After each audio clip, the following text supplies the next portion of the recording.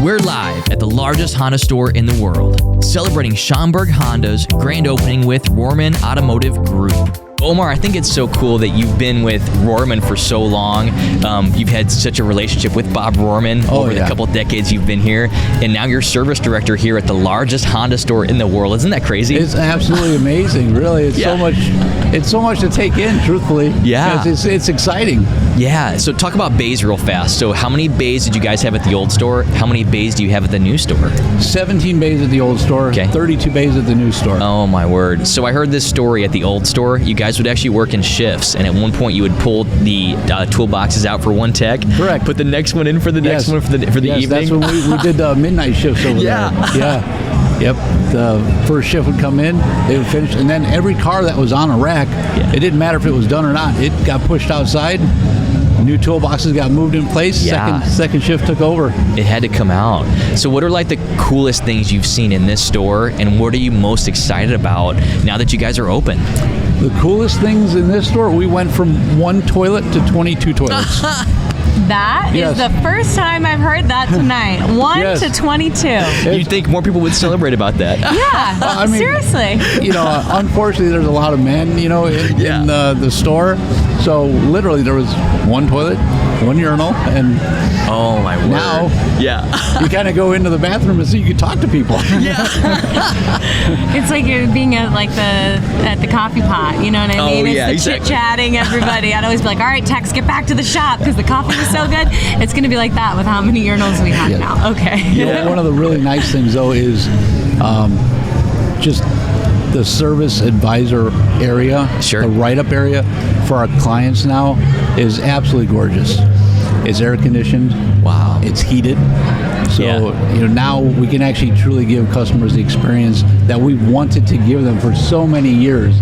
This is really exciting, and it's really exciting to see our team be excited to be able to give that level of service. Yeah. So that's really, really cool. We can wash cars now. I mean, things that we the basics never. It's right. So many things that other people take for granted. Yeah. That we weren't able to provide over there. We just didn't have the room for it.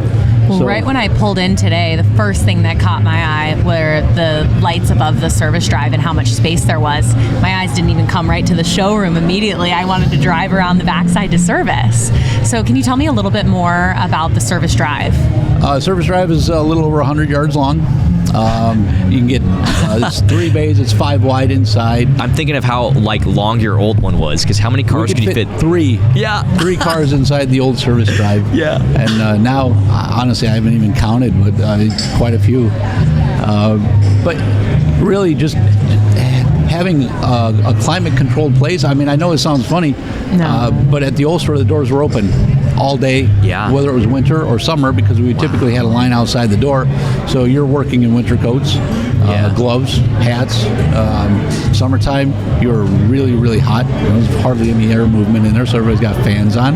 But you know what? I mean, we just did it. That was Schaumburg Honda. That's how we grew up, and that's what we did, and it was a blast. Everybody had a lot of fun doing that. Yeah. So coming over here, we talked about like, oh my gosh, it's so cold in here. Yeah. Or things that you don't really think of that you didn't talk about, and now you're talking about, and it's really exciting. Yeah, so talk about career pathing for all of your people. So I think Rohrman just does a really good job at saying, okay, you're a technician today. That doesn't mean that you're always going to be a technician. You might be a better service writer. You might be a service director one day. I mean, for heaven's sakes, you said you were almost turning wrenches when you were going to come. Yeah, I mean, I did. I turned wrench. Yeah. I finished my degree at Purdue, and was like, I really didn't want to sit in a cubicle. Yeah. So I had a whole lot of fun turning wrench. And then when I came up here, I really just assumed I'd be turning wrench.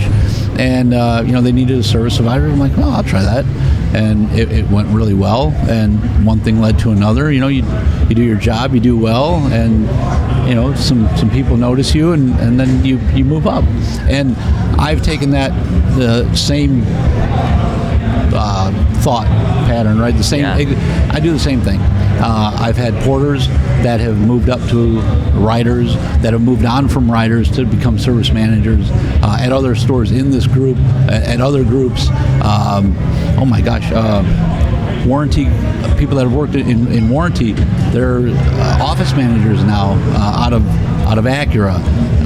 We've promoted so many people from within, and that's the really, really cool thing. Is I love promoting from within. I like to think of our stores as teaching facilities. Somebody has to give somebody a chance somewhere. That's right. I mean, you had a chance to do something. Somebody took a chance on you. Somebody took a chance on me. And if somebody doesn't take that chance on you, you never know what you're going to get. So, and I mean, a lot of people say maybe I give somebody, too many chances. But, there's nothing wrong with that. If you see something in someone, just keep nurturing them, keep feeding them, keep talking to them, keep letting them grow. And maybe they're young, maybe they're a little immature, but everybody grows up a little bit and they move on. And I mean, I've seen so many people really, if you think about it, 30 years is a long time, and there's been a lot of people that I've been able to just kind of grow and watch them flourish and become really, really great people. We always tell you that you have to come into this business. You're going to learn a lot about cars, no matter what you do. Yeah, that's right. It doesn't matter if you're, cashiering, or you're in the office. You're going to learn about cars. So I always hope that people learn more about themselves, and their families and things like that. And then, if you just keep working, you're going to learn the business. And if you put yourself to the grind, this is a phenomenal career. Car business. I mean, you guys know what. We touch so many parts of the markets, in the industry. I mean, there's probably 1 in 5, right, something like that hit the car market with the dealerships and the cars in general. So, I mean, we have a huge impact on the world. A lot of people don't think of that. It's a car dealership. There's people that fix cars and sell cars, but there's a big impact that we have. Yeah, it is very complex. It has a big rippling effect within the communities and beyond. For sure. I think that's one question I have for you too, with things changing in terms of how our cars work and who is out there turning a wrench. What are you doing to stand out with building this team? Obviously, you've had to grow a little bit to be able to fill up this facility. So what strategies have you taken with this? I'm sure they're lining up knowing how beautiful this is and how long everyone's waited. Yeah. But what unique strategies for kind of growing your shop? So to grow the shop, we started it at the old store early in anticipation of a larger store. So 17 bays. By the time we were moving out of there, we were somewhere 25 technicians or something like that. So we had 4 people on one rack at times, just to make this work. We had more advisors than we had desks. But strategy, really, it's people that. This is a tough business. All right. I think everybody can agree on that. You will work with all of these people more than you see your family. Yeah. You're going to fight. You're going to make up. And you have to. So you have to have the right culture. That's huge. Back, we can go back, 10, 20 years, and it was a job, work, and move on, right? But the culture has changed so much that it is really, and I don't want to be cliche about it, when you say, it's a family, but it really is a family. And again, like you said, you're going to fight, you're going to, make up. Yeah. But that really is the big thing. Teaching somebody how to do a job isn't necessarily difficult. If you have the aptitude and the skill, you're gonna be able to do that. And I think that you're going to know who can do that job relatively quick. Yeah. After that, then it's all about growing the person. And if we grow together, we can have a great time doing what we do.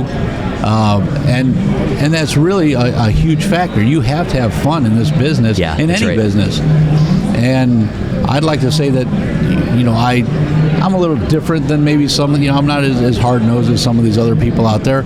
And I do like to have fun. But we all know that when it's time to work, it's work. but we have to be able to have fun while we're doing the work. So, strategy, I didn't want to jump around that question, but strategy in growing a company really is, it's culture, it's people, and having everybody fit in. It's not a huge science. I mean, there's so many studies out there, we can go on and on and on for days, but this is very, very basic, right? I mean, you have to keep it simple and just keep it real. And if you have the ability to see somebody, see what they can do, and see what kind of person they are, they will succeed. If they succeed, you succeed. If we succeed, the company succeeds. Yeah. And I'd like to say that, a lot of years that we've been very, very successful by doing it that way. You have goals, right? People set goals and you hit those goals, but once you hit that, it's not the finish line. That's right. Now that's just an accomplishment that you've made, and now it's what's the next challenge? What's the next part of your life? And that's where this comes from. Mr. Rohrman was all about your goals, setting your goals, and did you achieve your goals? Great, right? You just signed your 1-month contract, right? You go back and do it again next month.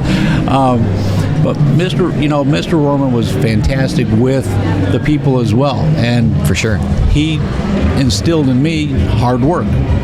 Work hard, do your job, have a good time doing your job. I mean, you heard his laugh. I mean, he always had a great time, and it was a lot of fun to work with him.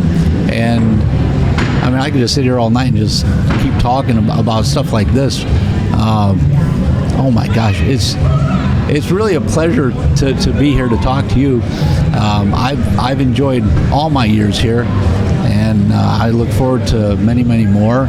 And we just keep striving for the next goal, the next step of our lives. It's the pride in the crossing of the finish line, really, and then where's the next challenge go? That's right. Where do we go from here? What's the next step of our life? It's crazy, though, because the store we're in now has been Bob's dream for how long? Oh, gosh. To create this? At least. Well, I mean, I've seen plans back in the 90s. Yeah. But this store, right, I think 8 years, something like that. Yeah. We heard that was one of the best recruiting strategies. Oh, we have a great store on the way. We got a store coming, Don't worry. There'll be a store one day, Oh, yeah. You ask anybody that, was here tonight, we've been hearing this, we've been hearing it for years, we're getting a new store. We've been hearing it for years, but here it is. Yeah, it was Bob's dream, and it just fits him so well. It's a big store for a big personality. What do you think he would say if he was here today? Ooh-wee, look at this place. Oh, yeah. These are his babies. Mr. Rohrman, this was his enjoyment. This was his fun. He loved. We met with him all the time. He called all of his stores every day. He would come to the stores at least once a month, if not more. He was just a regular person. He'd come in. He would say hi to the customers. He'd sit down in the waiting room and go talk to somebody. Yeah, that's right. But this is what it was all about, though. I mean, it really was about the people with him, and I'd love to say that's kind of where I learned it from, and just keep it about the people. Keep it about the people. I mean, your shirt says love people more than cars. Okay, then your cars. I mean, there you go. Yeah. that fits it pretty well, truthfully. Yeah, but what just a great way to put a bow on all this, and especially tonight, is that it's really about the people, and it's not about a fancy store. It's not about the cars inside. It's about the people that are there, and the ones that work, and the ones you can develop. And I mean, they're going to be you one day, I hope. Absolutely. Spend 30 days with the store, and they're going to get promotion and promotion and promotion to one day be a future Omar, which is so cool to see. Definitely. I want people to be able to grow up, to do more than me, be better than me. I mean, that's, I don't know, it's like, I don't want to say it's like being a dad, you want to see your kids, I'll be better than you, but I mean, I love seeing people just get better and grow. Better and better. And, we always want to keep them in the family, in the company. Yeah. But sometimes people grow and they have to leave the company, and you know what? It's exciting for me to see somebody leave for just a For a good great opportunity. career to better themselves, and that's wonderful. Yeah. I mean, it was neat to see I've seen so many people here tonight that I haven't seen in years that, used to work either with us and they moved on, or just, and they're like, hey, Omar, I remember this, and hey, thanks for that, and oh my gosh, I remember, you sat me down, I wasn't really doing good, and, but it really helped me, and so, those are some nice things.